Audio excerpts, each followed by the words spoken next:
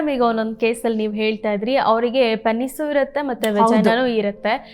ಈಗ ಅಡ್ವಾನ್ಸ್ ಆಗಿದೆ ಟ್ರೀಟ್ಮೆಂಟು. ಈಗ ಪೋಷಕರೇನಾದರೂ ಇಲ್ಲ ನನ್ನ ಮಗುವನ್ನ ಗಂಡಾಗಿನೇ ನಾನು ಇದು ಮಾಡ್ತೀನಿ, ಇಲ್ಲ ಹೆಣ್ಣಾಗಿನೇ ನಾನು ಇದು ಮಾಡ್ತೀನಿ ಅಂತ ಹೋದ್ರೂ ಫ್ಯೂಚರಲ್ಲಿ ಅವರ ಹಾರ್ಮೋನ್ಸ್ ಏನಾಗುತ್ತೆ ಅಂತ ಹೇಳೋದಕ್ಕಾಗಲ್ಲ. ಇಂಥ ಕೇಸಸಲ್ಲಿ ಏನು ಮಾಡ್ಬೋದು ಡಾಕ್ಟರ್ ಆಗಿ?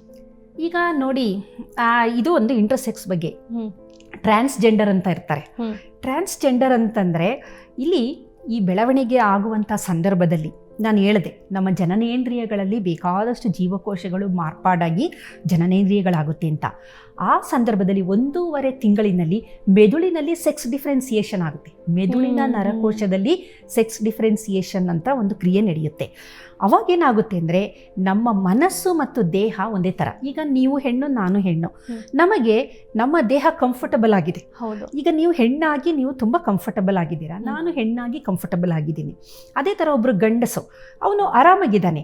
ಆದರೆ ಕೆಲವೊಬ್ಬ ವ್ಯಕ್ತಿಗಳಿಗೆ ಏನಾಗುತ್ತೆ ಅಂತಂದರೆ ಅವರ ದೇಹನೇ ಅವರಿಗೆ ಕಂಫರ್ಟಬಲ್ ಆಗಿರೋದಿಲ್ಲ. ಅವರಿಗೆ ಬೇರೆಯವರ ದೇಹದಲ್ಲಿ ಇದ್ದಂಥ ಅನುಭವಗಳಾಗ್ತಾ ಇರುತ್ತೆ. ಅವರು ಗಂಡಸು, ಅವರಿಗೆ XY ಇರುತ್ತೆ. ಆಮೇಲೆ ಕೆಲವರು ಏನಾಗಿರುತ್ತೆ, ಮದುವೆನೂ ಆಗ್ಬಿಟ್ಟಿರ್ತಾರೆ, ಮಕ್ಕಳು ಇರ್ತಾರೆ. ಹೌದು. ಎಲ್ಲ ಇದ್ರೂ ಅವರಿಗೆ ಪ್ರತಿ ನಿಮಿಷ ಅವರಿಗೆ ಅವರ ಗಂಡಸಿನ ದೇಹ ಇಷ್ಟ ಆಗ್ತಾ ಇರಲ್ಲ. ಅವರಿಗೆ ಹೆಂಗಸ ಥರ ಆಗಬೇಕು ಅಂತ ಆಸೆ. ಅದಕ್ಕೆ ಏನು ಮಾಡ್ತಾರೆ, ಹೆಂಗಸಿನ ಥರ ಬಟ್ಟೆ ಹಾಕ್ಕೊಳ್ಳೋದು, ಹೆಂಗಸಿನ ಥರ ಅಲಂಕಾರ ಮಾಡ್ಕೊಳ್ಳೋದು, ಇದು ಯಾರಿಗೂ ಸಹಿಸೋಕೆ ಆಗೋದಿಲ್ಲ. ಕೊನೆಗೇನಾಗುತ್ತೆ, ಫ್ಯಾಮಿಲಿಲಿ ಈಗ ಗಂಡು ಹುಡುಗ ಅವನು ಹೆಣ್ಣು ಮಕ್ಕಳ ಥರ ಡ್ರೆಸ್ ಮಾಡ್ಕೊಂಡ್ರೆ ಯಾವ ತಂದೆ ತಾಯಿಗಳು ಅದನ್ನು ನೋಡಿ ಆಯ್ತಪ್ಪ ನೀನು ಗಂಡಸ ಥರ ಇರು ಅಂತ ಯಾರು ಅಂತಾರೆ? ತಂದೆ ತಾಯಿಗಳಿಗೆ ಹೊಟ್ಟೆ ಉರಿದೋಗ್ಬಿಡುತ್ತೆ. ನನ್ನ ಮಗ ಗಂಡಸಾಗಿದ್ದವನು ಒಳ್ಳೆ ಅದಕ್ಕೆ ನೋಡಿ, ಒಂದು ಚೂರು ಗಂಡು ಮಕ್ಕಳು ಒಂದು ಸ್ವಲ್ಪ ಬೇರೆ ಥರ ಆದ್ರೆ ಹೆಂಗಸ್ನಂಗೆ ಆಡಬೇಡ, ಹೆಣ್ಗ ನೀನು ಅಂತ ಬೈತಾರೆ. ಆಮೇಲೆ ಕೆಲವು ತಂದೆ ತಾಯಿಗಳು ಗಂಡು ಮಕ್ಕಳಿಗೆ ಭರತನಾಟ್ಯನೇ ಕಲಿಯಕ್ಕೆ ಬಿಡಲ್ಲ. ಹಾವಭಾವ ಹೆಣ್ಣಿನ ಥರ ಬದಲಾವಣೆ. ಅದನ್ನ ಗಂಡು ಅಂದರೆ ಅದೊಂದು ಅಗ್ರೆಸಿವ್ ಆಗಿರಬೇಕು, ಗಂಡಿನ ಮ್ಯಾನರಿಸಮೇ ಬೇರೆ. ಅದನ್ನ ಹೆಂಗಸ್ ಥರ ಅವನು ಆಡೋದನ್ನ ಯಾವ ತಂದೆ ತಾಯಿಗಳು ಒಪ್ಪೋದಿಲ್ಲ. ಏನು ಮಾಡ್ತಾರೆ ಅವರು, ನೀನು ನನ್ನ ಮನೇಲೇ ಇರಬೇಡ, ಹೋಗು, ನಾನು ಅವನಲ್ಲ ಅವಳು. ನೀವು ಚಲನಚಿತ್ರ ನೋಡಿದಾಗ ಬೆಸ್ಟ್ ಎಕ್ಸಾಂಪಲ್ ಅನಿಸುತ್ತೆ. ಅದರಲ್ಲಿ ಅವನ ಅಕ್ಕನ ಒಂದು ಬಟ್ಟೆಗಳು ಹಾಕ್ಕೊಳ್ಳೋದು, ಕನ್ನಡಿ ಮುಂದೆ ನಲಿಯೋದೆಲ್ಲ ನೋಡಿದಾಗ ತಂದೆ ತಾಯಿಗಳಿಗೆ ಸಹಿಸೋಕ್ಕೆ ಆಗೋದಿಲ್ಲ, ಅವನ ಫ್ರೆಂಡ್ಸ್ಗಳಿಗೂ ಆಗೋದಿಲ್ಲ.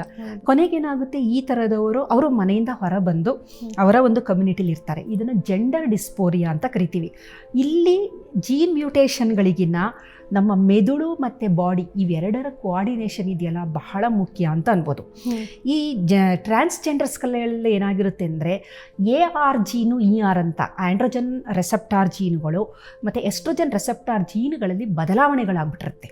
ಬದಲಾವಣೆಗಳಾಗಿದ್ದಾಗ ಅವರಿಗೆ ಆ ದೇಹ ಕಂಫರ್ಟಬಲ್ ಆಗಿರೋದಿಲ್ಲ, ಅವರಿಗೆ ಕಂಫರ್ಟಬಲೇ ಇಲ್ಲ. ಅವರು ಅದನ್ನು ಜೆಂಡರ್ ಇನ್ಕಾಂಗ್ರಿಯನ್ಸ್ ಅಂತ ಕರಿತೀವಿ ಅಥವಾ ಜೆಂಡರ್ ಡಿಸ್ಪೋರಿಯಾ ಅಂತ ಕರಿತೀವಿ. ಒಂದೊಂದು ನಿಮಿಷನೂ ಅವರಿಗೆ ಒಂಥರ ಉಸಿರು ಕಡ್ದಂಗೆ ಆಗ್ತಿರುತ್ತೆ.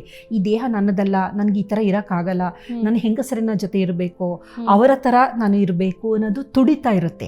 ಅವರೇನು ಮಾಡ್ಕೊಂತಾರೆ, ಗಂಡಸವರು, ಈಗ ಒಬ್ಬ ಗಂಡು ಅವನಿಗೆ ಆ ಥರ ಫೀಲಿಂಗ್ ಜಾಸ್ತಿ ಆಗ್ತಾಯಿದೆ, ನಾನು ಹೆಣ್ಣು ಥರ ಇರಬೇಕು ಅಂತ. ಅವನೇನು ಮಾಡ್ತಾನೆ, ಮನೆ ಬಿಟ್ಟು ಬಂದ್ಬಿಡ್ತಾನೆ. ಬಟ್ ಅವನು ಸಂಪೂರ್ಣ ಹೆಣ್ಣು ಅಲ್ವಲ್ಲ, ಅದಕ್ಕೆ ಏನು ಮಾಡ್ತಾನೆ, ಟೆಸ್ಟಿಸ್ನ ರಿಮೂವ್ ಮಾಡಿಬಿಡ್ತಾರೆ. ಸರ್ಜಿಕಲಿ ಅವರ ಟೆಸ್ಟಿಸ್ನ ರಿಮೂವ್ ಮಾಡಿದಾಗ ಗಂಡಸಿನ ಹಾರ್ಮೋನು ಟೆಸ್ಟೋಸ್ಟಿರಾನ್ ಇರುತ್ತಲ್ಲ ಸಂಪೂರ್ಣವಾಗಿ ನಿಂತೋಗ್ಬಿಡುತ್ತೆ.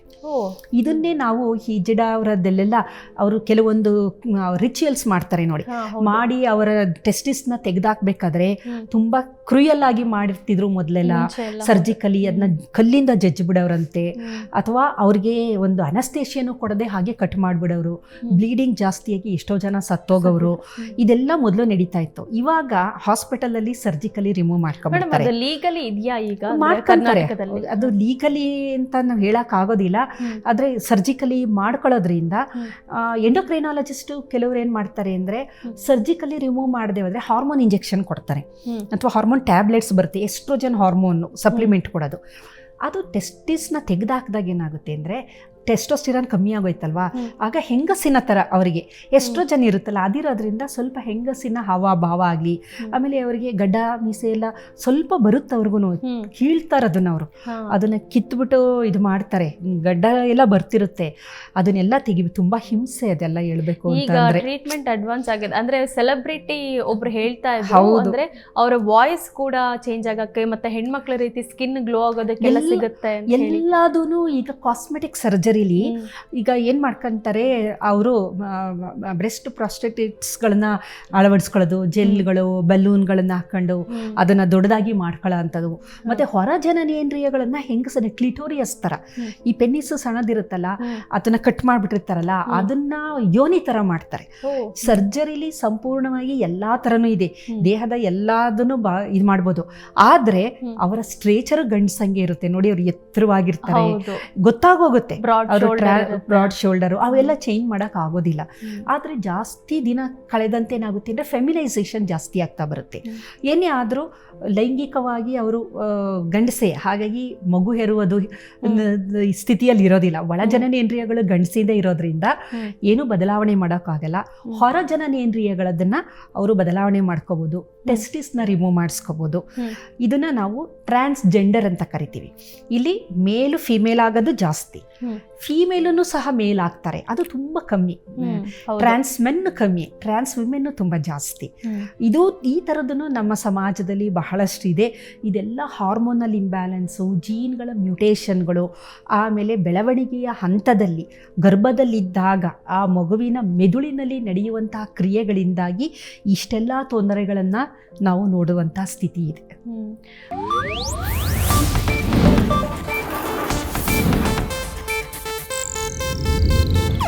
ಇದು ಏಷ್ಯಾನೆಟ್ ನ್ಯೂಸ್ ನೆಟ್ವರ್ಕ್ ಪ್ರಸ್ತುತಿ.